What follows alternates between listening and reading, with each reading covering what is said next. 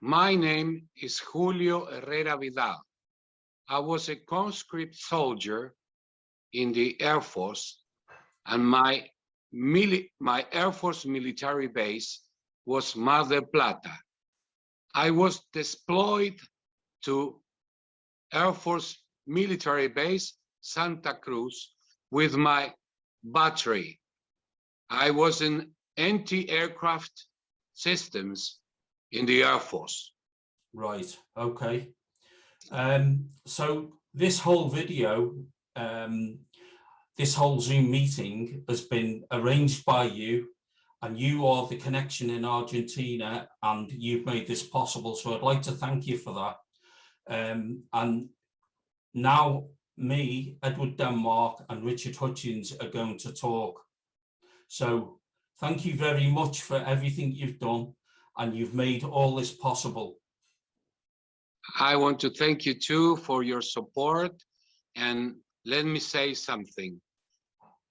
We are here to tell part of the hidden history of the Falklands and Malvinas War in Patagonia mainland. It's going to be very important what you say, you, Edward, and Richard, from now on. And now I hand over to a very good friends of mine, Edward Denmark and Richard Hutchings. Thank you. Thank you very much. Thank you very much for all you do for us. Julio, and support. I hope we can do justice, not just for you, but for all the soldiers who haven't been recognised. And we will offer, hopefully, proof that there was contact between the SAS and SBS and Special Forces on the Patagonian mainland, which will dispel everything the Argentine government has said about there being no combat in Patagonia. We all know this is untrue, and we all know there was contact, and we all know there was firefights, and what they've done for the past 39 years is an absolute injustice. So let's get this started. And once again, thanks very much for everything you've done. Thank you. Thank you for the both of you and all the British mates who support us. And let me say something. All my respect for both sides, for both of our fallen mates in the conflict. Thank you. And after the conflict too. I appreciate that. And it's the same for me, the fallen and injured on both sides.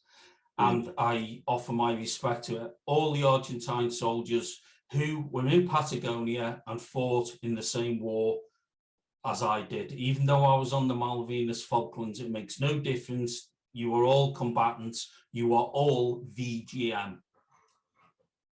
Thank you for everything, brother. Yes, you're very welcome. And the Argentine government needs to know this is not going to stop until you receive recognition. Yes, yes. We, 40 years is too much time. It is. Too much. I totally agree with you.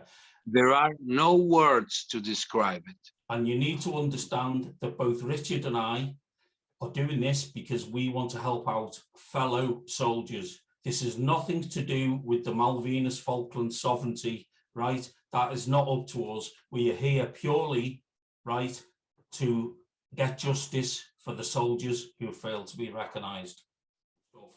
So my name is Edward Denmark. I served in 12 Air Defence Regiment Royal Artillery in T Battery Chargeurs Troop in 1982. And I worked on towed Rapier anti-aircraft missile systems. We sailed from Devonport docks on the 6th of April, 1982.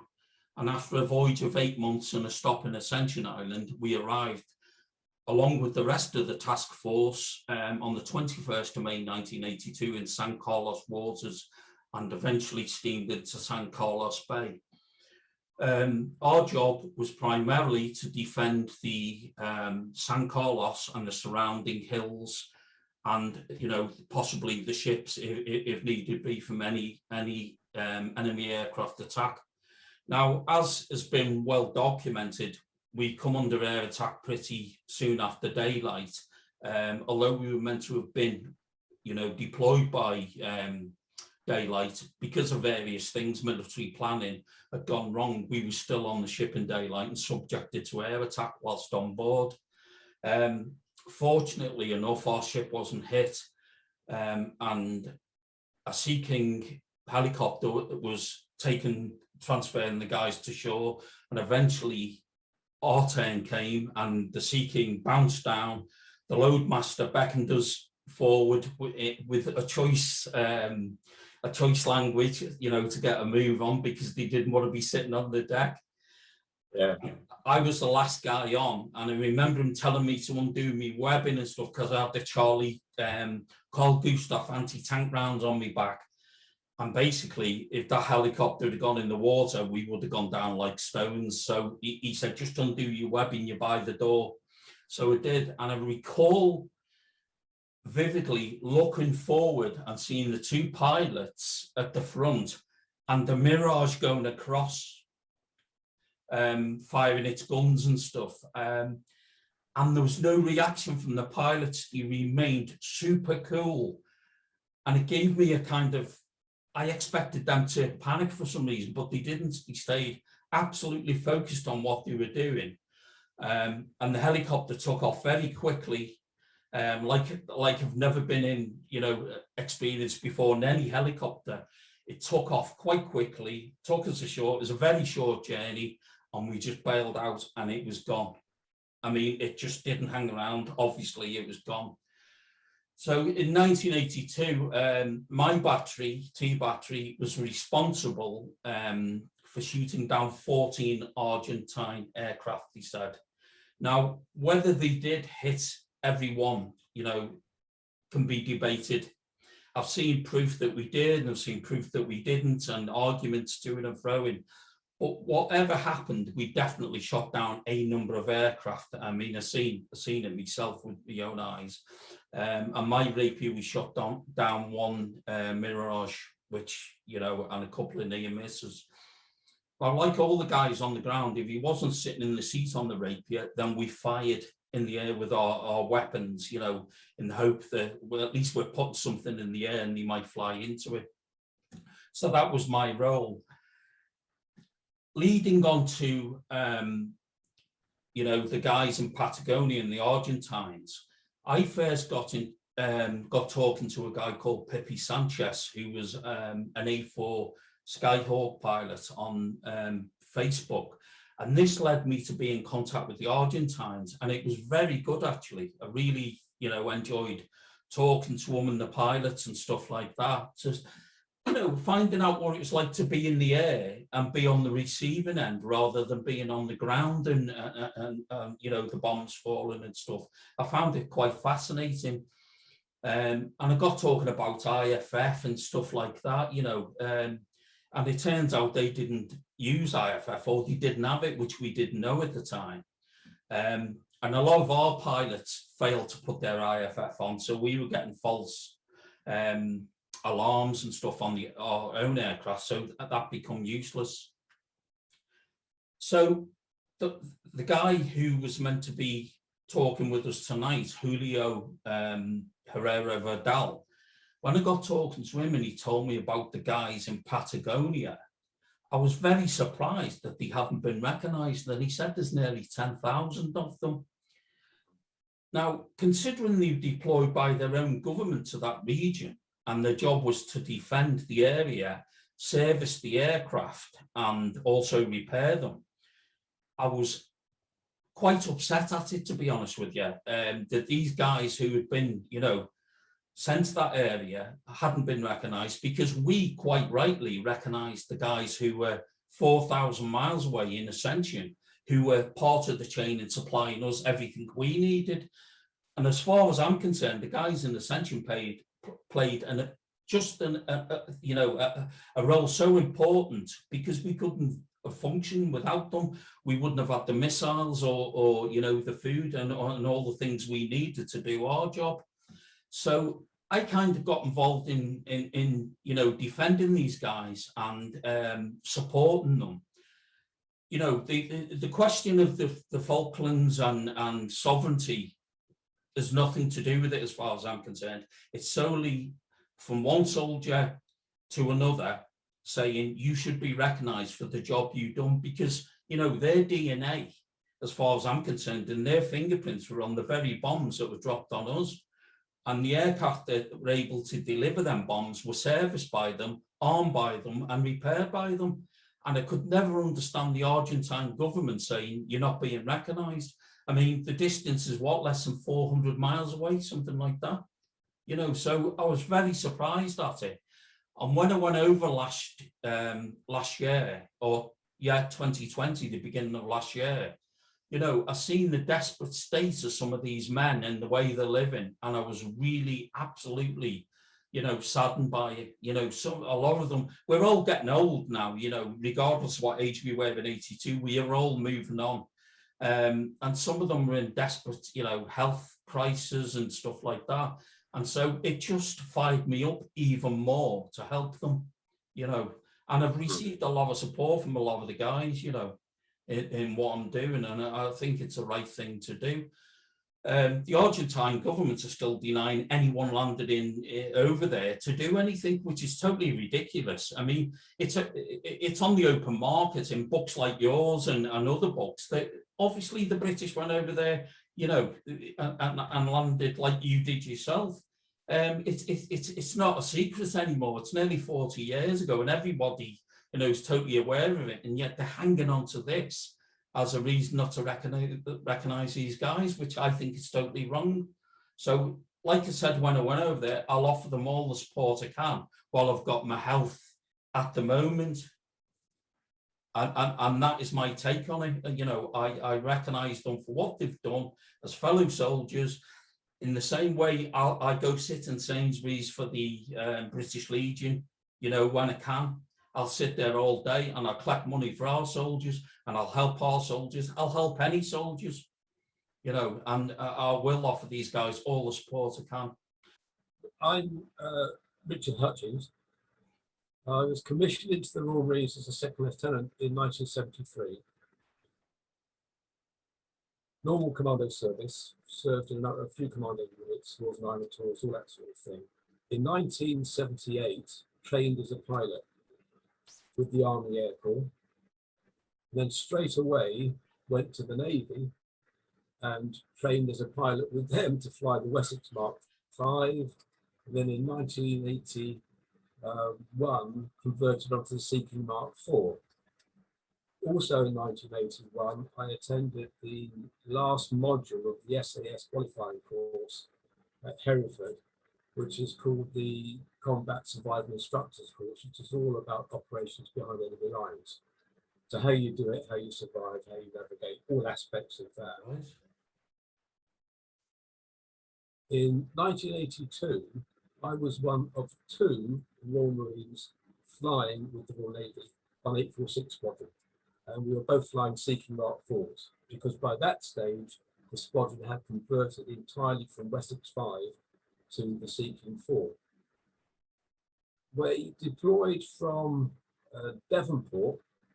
from Portsmouth on the 5th of April, my wife's birthday of all days. Wonderful gift for her. With some of the Seekings of the squadron, but not all of them.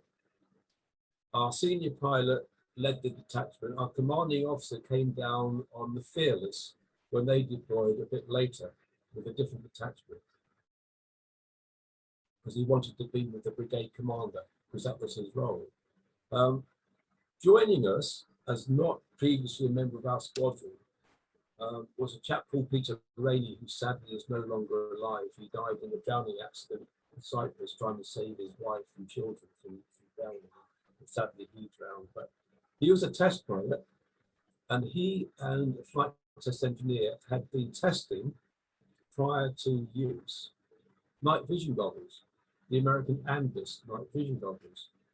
And we weren't flying with them. No military aircraft were flying with them at that time. So we deployed with a dozen sets of these, and we headed south on our way to Ascension. we had to select crews. We needed 4 crews to convert onto flying with night vision goggles rather than doing normal day and normal night flying. So we selected those crews. We flew over land on the goggles for the first time on Ascension that one night before we then moved on. And we selected our 4 crews. And then we headed down to the Falklands on the Hermes to arrive in the total exclusion zone on the 1st of May. And my role and the role of the other guys who likely had converted was flying special forces flights into the islands to conduct reconnaissance initially.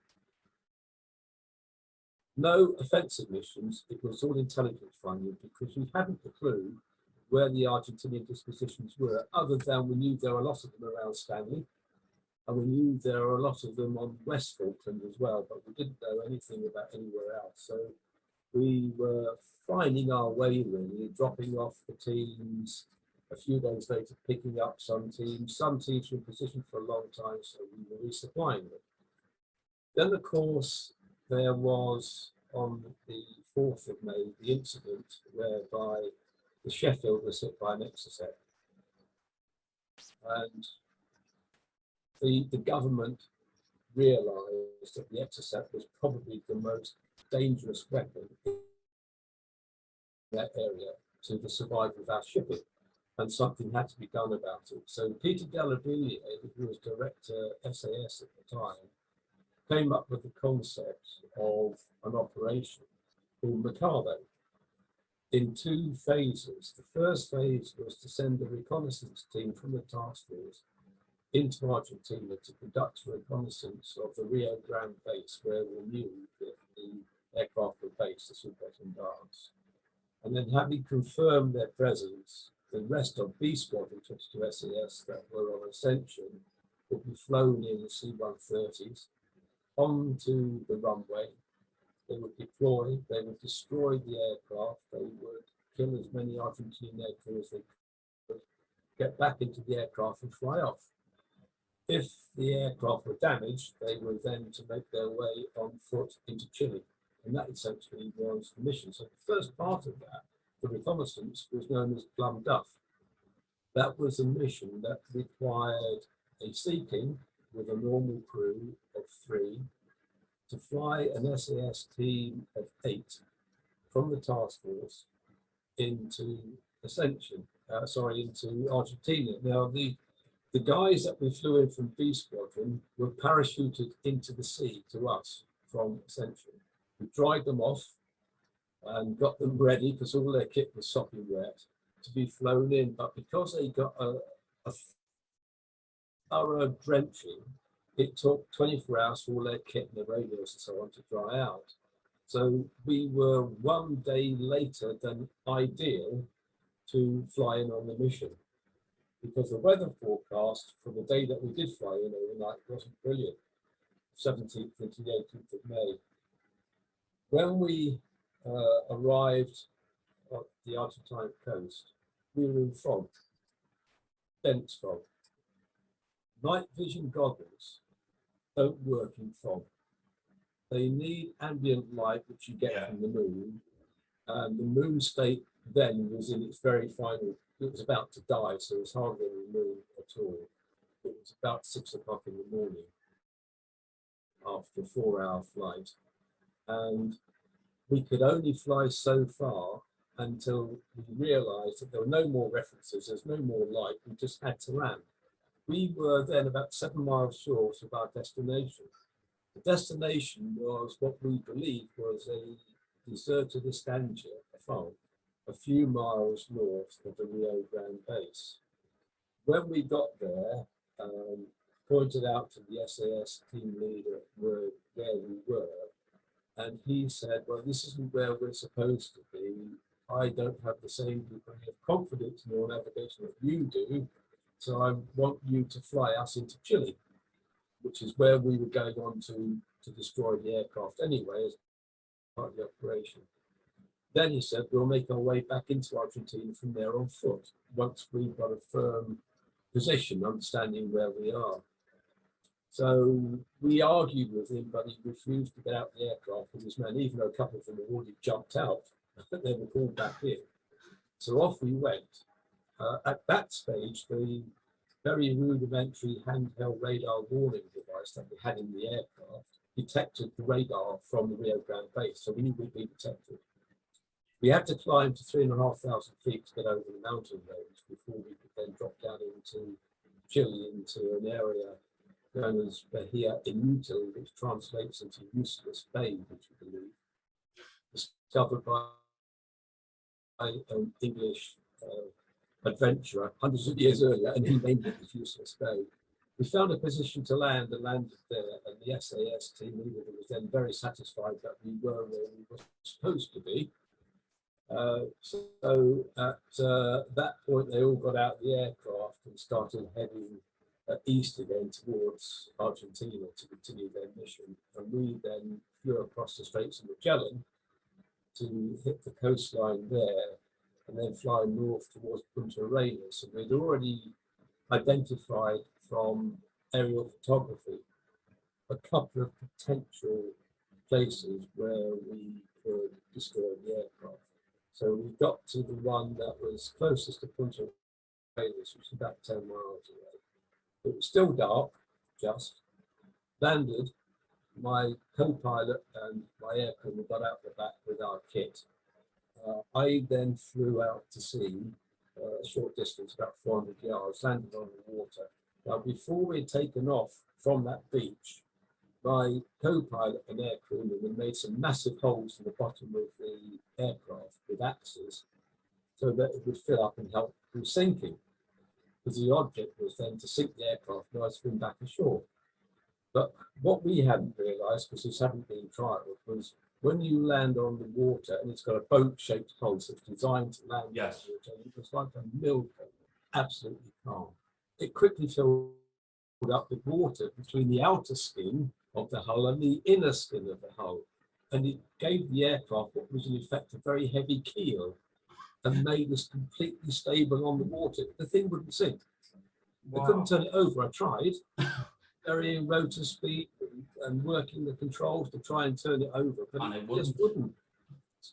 So I pulled in full power and got the thing off the water, which is really difficult, to fly back in on the land to see if there's something else we could do. And as I flew back in, because the fuel level was so low, because we'd been flying for 6 hours and the endurance was sinking for 6 hours, these lights came on, blinded me, and hit a sand dune and essentially destroyed the rotor blade system. So I had no choice then but to set fire to the aircraft and destroy it that way. That's incredible. Our orders were not to surrender, not to give ourselves up for 8 days. So we moved at night only on foot. Was that in order to let the SAS do what they needed to do? So you could give information, yeah. Yeah, exactly that. Because we didn't know how we'd be received and how we'd be interrogated. Yeah, of course.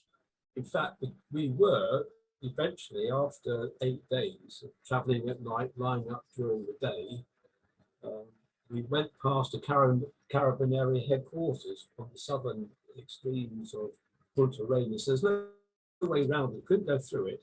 It had an electric fence around it and warning signs saying trespassers will be shot. So we thought, well, we'll walk up the main road. We went as a pair, and the air crewman was a few hundred yards behind us. We were wearing part uniform with parts of being clothes. And we did it deliberate at lunchtime to mix in with the local people. And we got past on the main gate. We looked at us, just saw us walk past. And we went just round the corner because we could see there's a telephone box there, and I had a phone number for the embassy. And this Carabinieri captain was on his way back to the base after lunch. And he thought, they must be the British aircrew. And he pulled up in his car alongside us. And he said, are you the missing British airman? It was like an episode of Hello, Hello. And we said, no, we're off the British ship that's in the docks. And he said, there is no British ship in the docks. You are the British airman. Please get in my car. And he then drove us into their base. We had a wonderful reception. They gave us red wine and they asked if we wanted food and coffee and so on. We were interrogated. We were taken to this interrogation center, which under that particular regime was where they had been questioning people that they considered to be enemies of the regime. Yes. Actually had a sign up saying Center for Interrogation and Torture. Wow. We weren't shy about it. But we were interrogated by English-speaking submariner commander who had trained with the Royal Navy. And he only sought one assurance, which was that there were no special forces on Chilean soil, or gave me that assurance. And then that night we were flown in a C-130 Hercules, a British C-130 Hercules in Chilean colours with a line and registration and a joint crew up to Santiago. Wow. We were then taken to the home of the consul. The next morning into the embassy. We were told by the ambassador that we had, once Pinochet realized we were there, to spend the night with him in the presidential palace and have dinner with him. John Heath, the ambassador, very sensibly turned down that invitation. I wonder why.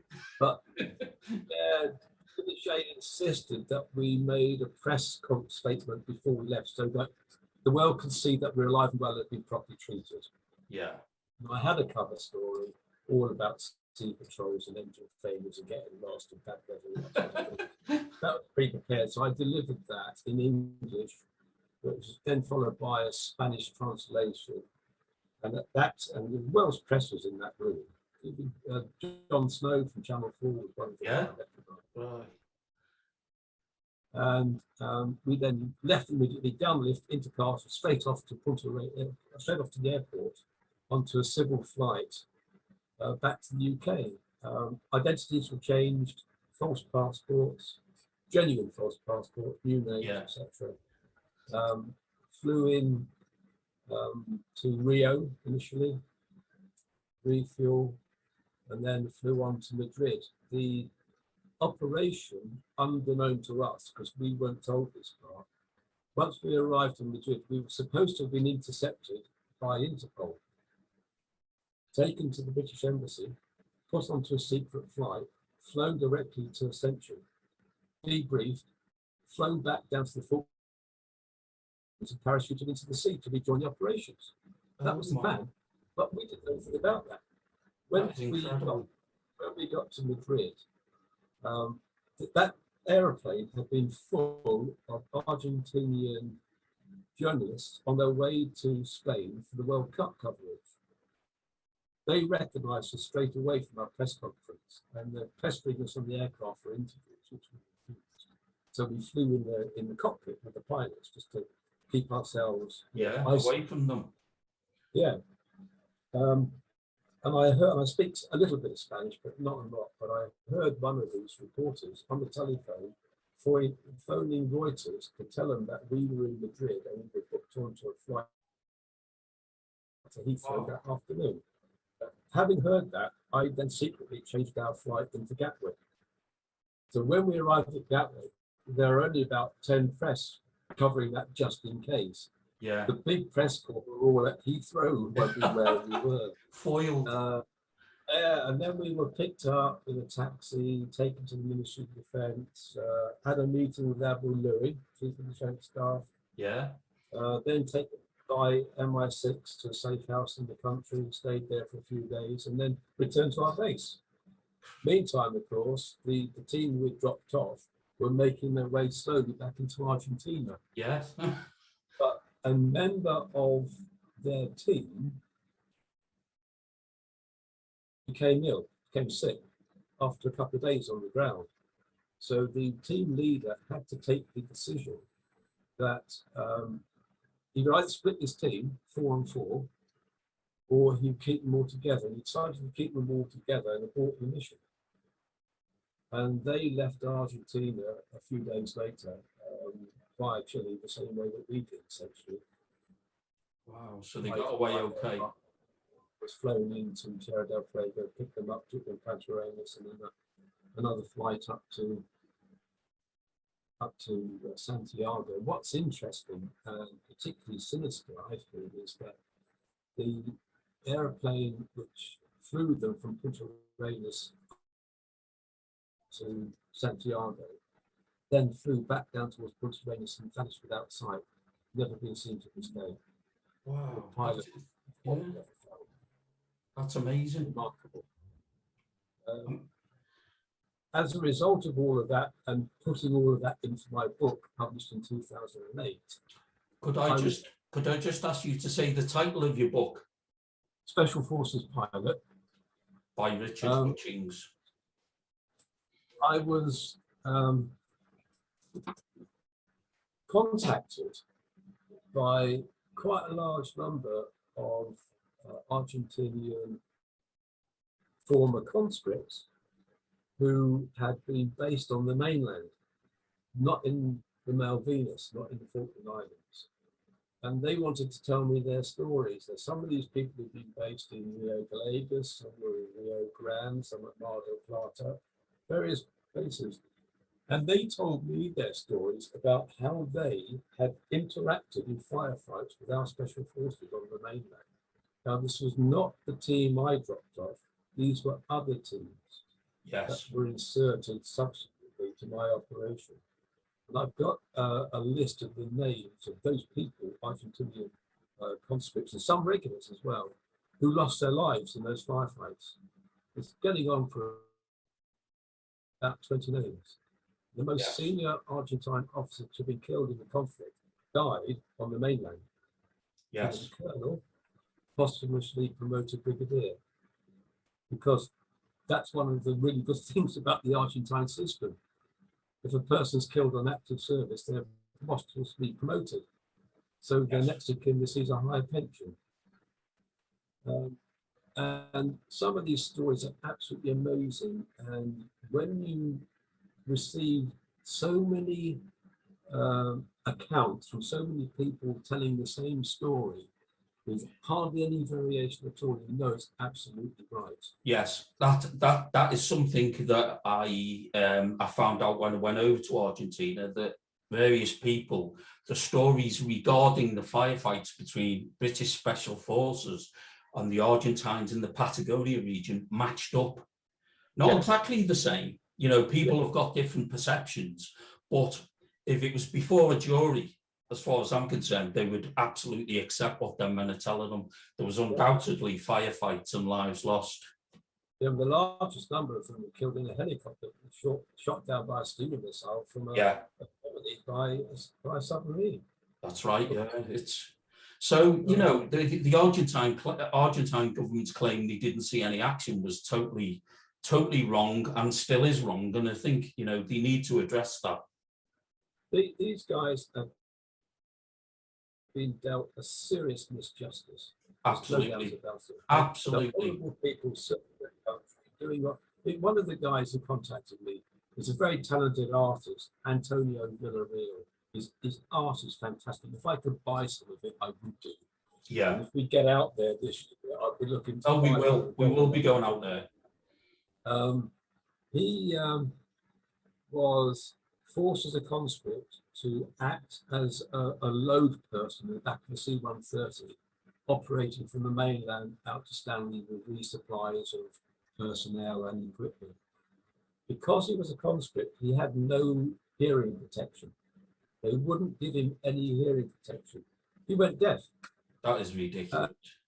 And after the war was over, he tried to claim for his deafness and so on. They just ignored him. They said, "You're a conscript, sorry, you get no welfare benefits, you get no pension, you get nothing." He's one of the lucky ones because he had this fantastic skill to fall back on, his art. And he's made a living out of art. But most of the others, as you say, are living in poverty. It's as though the Argentine government are saying, because you were conscripts, you were not soldiers, which is totally wrong, because, you know, like you said, these guys, they were willing to give up their life, and some did, you know, in Patagonia, just because they were not on the mainland of the Falklands doesn't mean the, you know, my cousin's husband, a friend of mine, you know, he was on the Sheffield and he got burned and stuff. Does it mean those guys, because they were not on the Falklands, don't deserve to be recognised as, you know, it's totally, as Falklands veterans, it's totally ridiculous that the government to turn around and say to these men who were willing to give up their lives and did, that you were not being recognised. And I totally disagree with it. It will be a stain on Argentina, on their history forever if they don't address it. I can say is I thank you for doing what you're doing, and I'm going to continue until the day I die, until these guys get recognised.